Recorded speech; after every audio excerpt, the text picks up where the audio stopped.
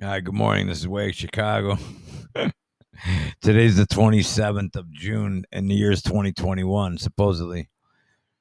And instead of doing regular news out of the gate, because that's so cheerful, um, the ether, I got stuff that comes up on the tweets and so forth, and just things come up. So this is what's in my brain today. So we're going to talk about a little bit about Dr. Weiss here. I read his books years ago. In the book that I started with, this is his first one, I believe, was Many Lives, Many Master. And if you're new to the veil lifting, etc., you may want to look into that because he's hypnotized a lot of people. Hang on. And hang on. And what happens is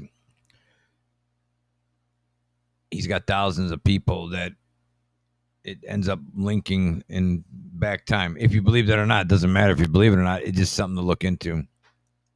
So then, I don't want to play the video because they'll pop me here. Hang on. If I can even get my computer to work. I'm on a different computer, by the way. I'm testing them all out, and the internet's just horrific. Here we go. So then that gets you to the ether, back to like this.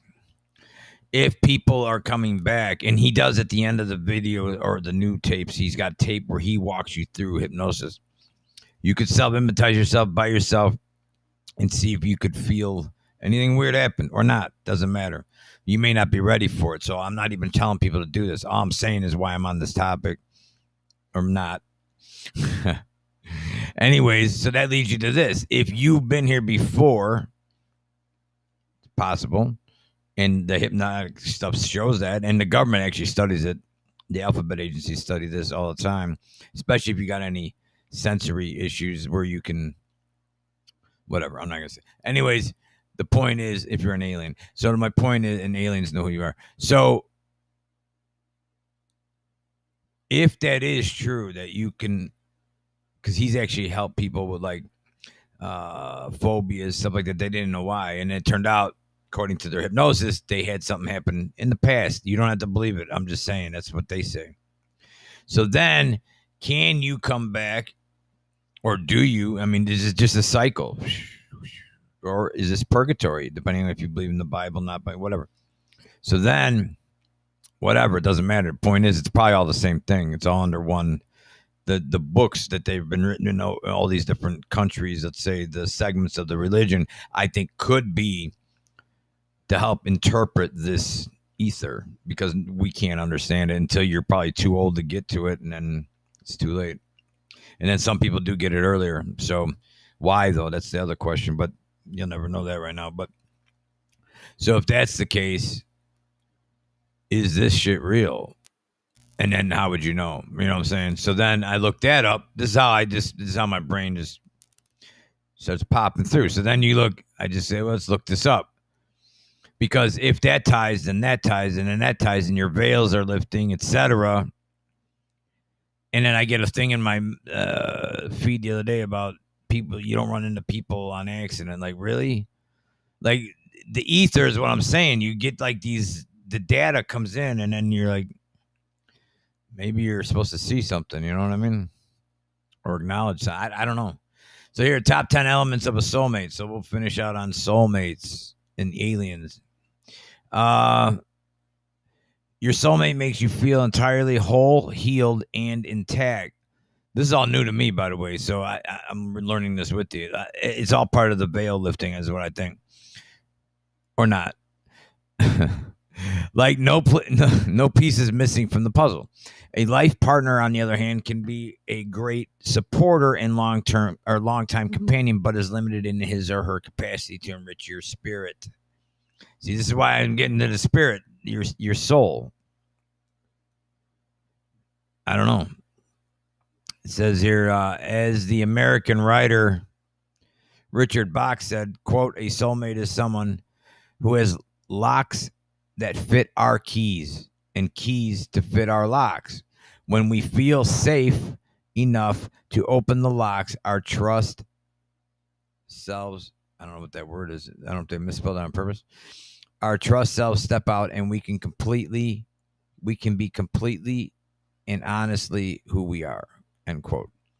It says, soulmates, the epitome of love and partnership in our fast-paced, chaotic world, which boasts all sorts of different people.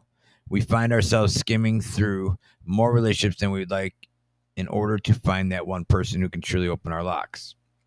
Not just anyone can fulfill your way, the way your soulmate can. There's a world of difference between your soulmate, your heart's other half, and a life partner. This is why I wonder if people are so confused lately too. A person who lacks the elements to mold perfectly to you.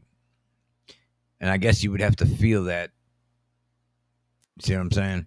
Your soulmate makes you feel entirely whole, healed, and intact. There's a thing called the battery effect too for later on in those soulmate relationships. And they've done studies. It actually heals people. Like I've been researching. This is crazy. Like this is like whatever. Anyways, like no piece is missing from the puzzle. A life partner on the other hand. Okay, we read that earlier.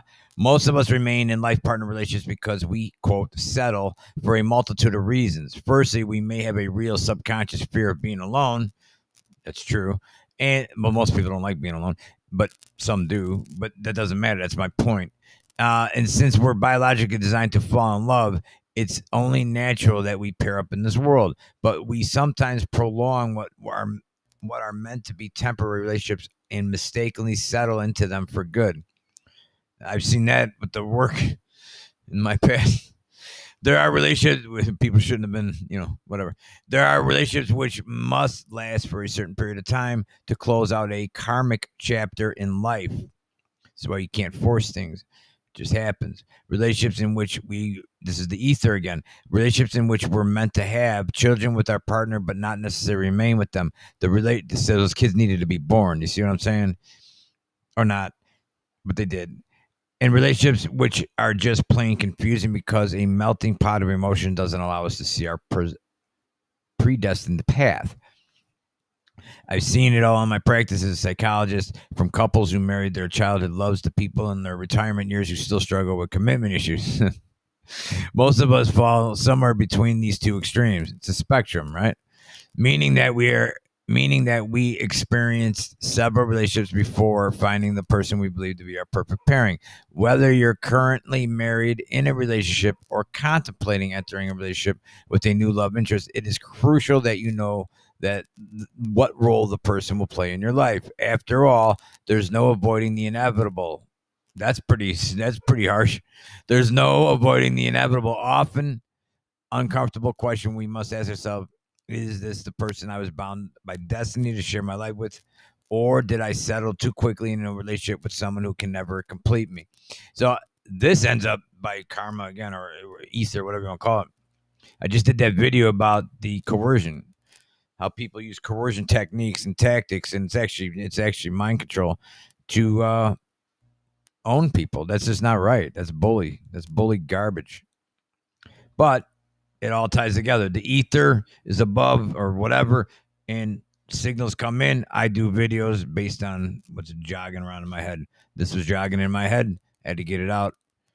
Aliens out. And you guys have a great day, by the way. It's Sunday. What the hell? We're alive, right? You guys have a great day.